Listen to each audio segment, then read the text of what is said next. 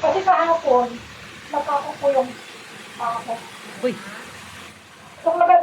Nung pagabi na, kasi haliday dyan kahapon. So naglagay ako ng mga kawala pang gatong. Kasi kailangan pa ako yun. Ngayon, pinagpupulputol ko. Pagputol ko, hihinahin ko. Ngayon, pag-hilak, hindi ko alam na nabunot pa na lahat ng kahoy. Akala ko may naiwang kahoy doon sa kahoy. Pag-apak ko nito sa kabila na hihilahin ko, pag-apak ko ba pakit pala. Natungkot ito dito, dala yung ganito. Pag ano, sabi ko, bakit may dyan pa ako? Sabi ko, parang narinig ko parang maglagunan pa rin. Yung parang naramdaman ko lang ano, ay mahaba ko naman yung pako na nakatalo. lubo? Sabi ko, bigla na pala sabay sa ito ko. Nakaturukan kita na. Pag-alala sa kamatayan ni Jesus sa Pilipinas. Sabi Kaya ko mo lang, pantay Jesus, sila. ganito nga na yung pako. Hindi pa. Kay Jesus, bukas talaga ito. Sabi ko lang, Jesus, ito nga, kunti pa lang, ang sakit. Yung napako ka, sa dalawang paka. Ay, dahil paka pinagtakon na lang pa. Ano ko lang, yung pagkakali ko sa puso ng kalbana. Kung ito ng pako na ito, maliit na pako na masakit-sakit ng pako. Gaano pa kaya yung pako na itinako sa na ang laki na yung pako na nabukas yung pala ng pako. Amen. Yung ano nang naplasa isang ko. Nakasama na. Huli ko. Ano ba yung huli kong yun? Yung ngayon sa Pilipinas, mag-text sila every first Sunday of the month. Huli kong yun. Ano ba yung huli kong yun? Pag alaala sa kamakayan nila sa sa puso ng kalbaran. Praise the Lord. Praise the Lord. Ano ba yung huli kong yun? Diba nag-text tayo na sa Katoliko, sa atin naman ginagamit ko sa atin, tinakal. O kaya tingin mo ko sa payag. So ano ba ang huli kong yun? Sabi nga na, sinabi nga dyan sa ating babasahin dyan sa Matthew 26 verse 26 to 28. Ang tinapay, simbolo mo yan ang katawan. Yung saro, simbolo ng kanyang dugo, ay binuhos na para sa amin. Praise the Lord. Kaya noon, nung hindi pa natin naiintindihan, ang akala natin, nalala ko pa dati noon, nadaan na kami sa Katoliko. Kasi sabi nila, pagka tumikit sa ngalang-alam, pakasalanan ka. Praise the Lord. So yan ang nalo natin doon, kapag ka nagaling tayo, bibigyan ng paret natin.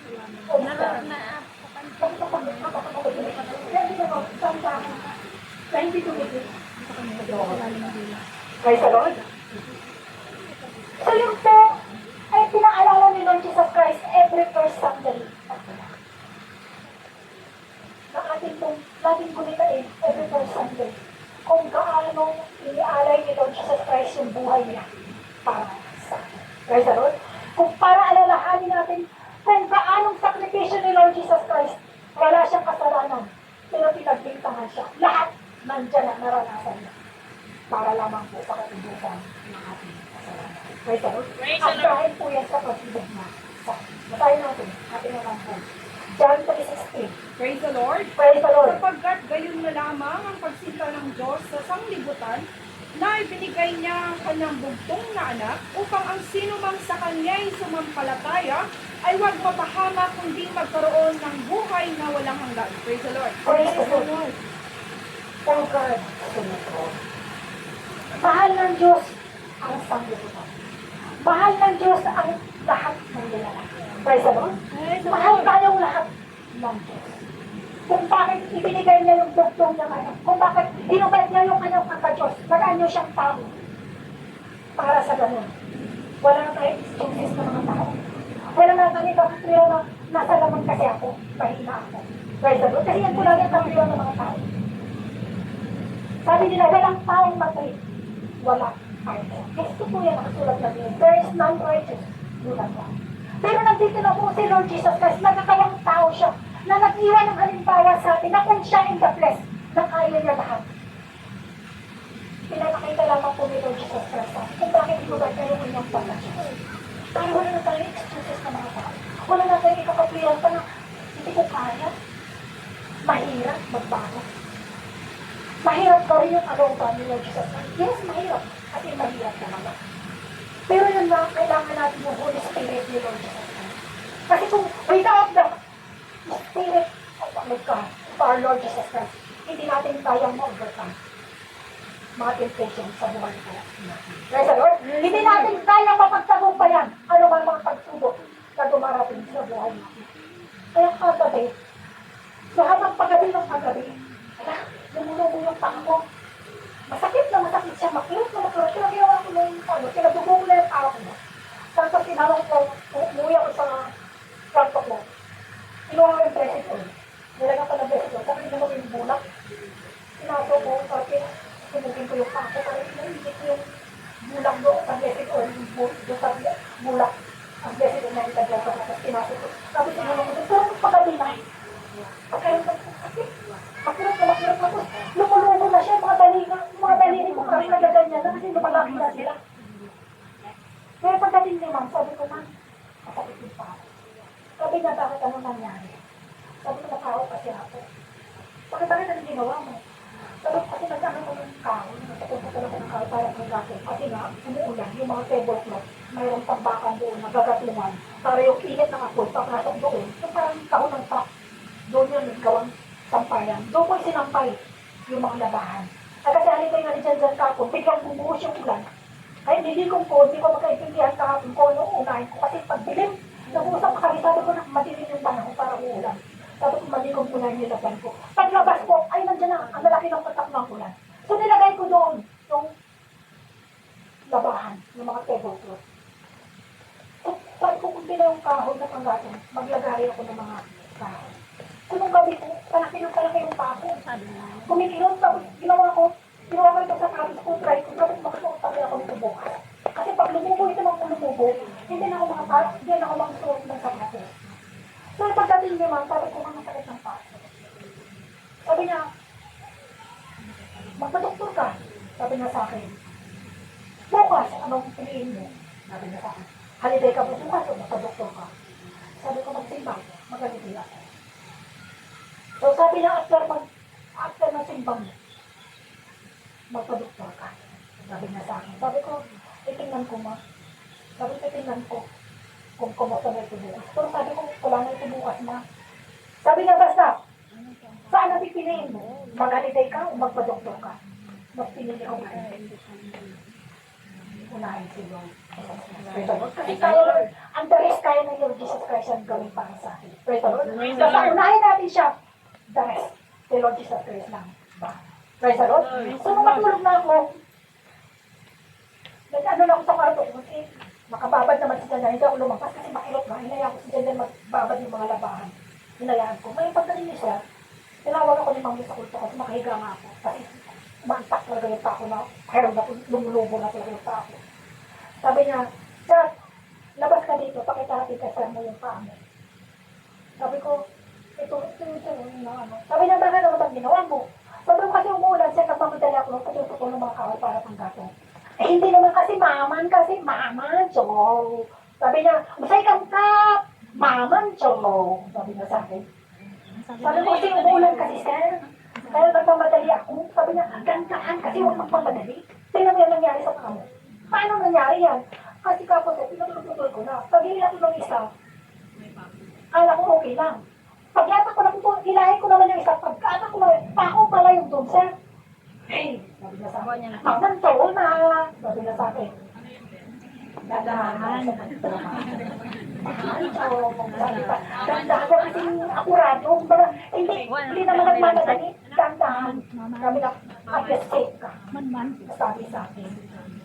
Kaya, purihin sa Lord Jesus Christ kasi nung mag-alas 12, check na naman natin iba. Kumusta na yung pangunta? Sabi ko, okay naman naman. Dito pakarap daw po, ganyan. Umuho pa na yung pagkaan na. Maglalakad pa naman ako hila-hila. Sabi ko, magganyan-ganyan ako. Paglakad dito bukas, papakot. Nanginisip ko ba? Sabi ko, maghirap pa ako ng mga dala-dala ko. Paano nga ako maglakad dito bukas? Kung lumubo na yung pako, parang ganito.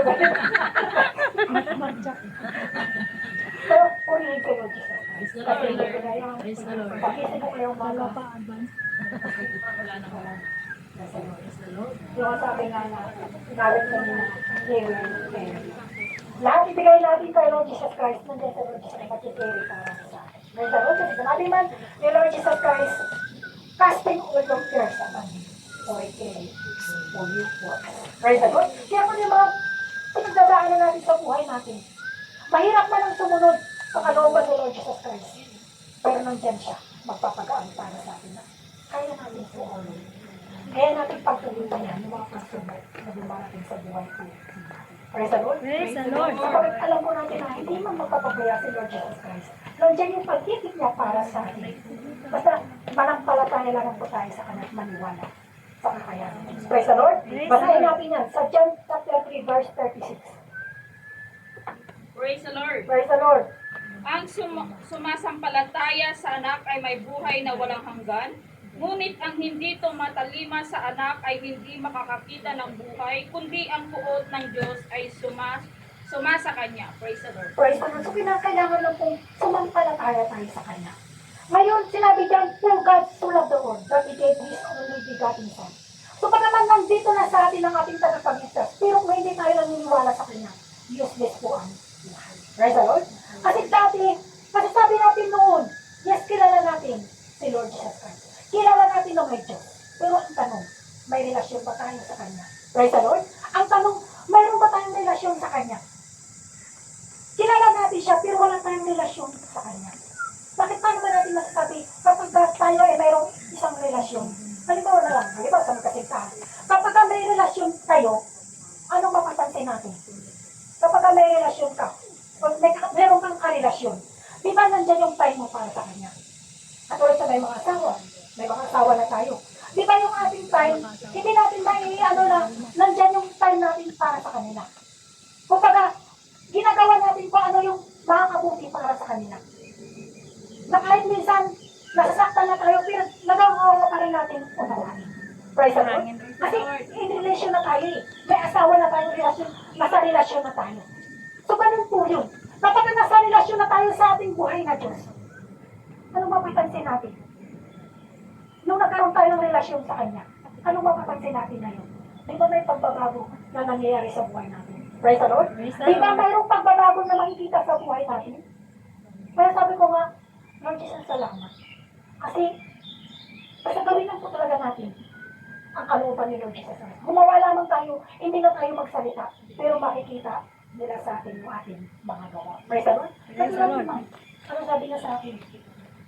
Kasi alam niya, every Sunday, magsimba man ako. Kasi sabi niya, tingnan mo bukas pag magsimba ka bukas, magsuot ka ng medyas para hindi malo yung paa mo. Sabi niya sa akin. Baga, alam niya,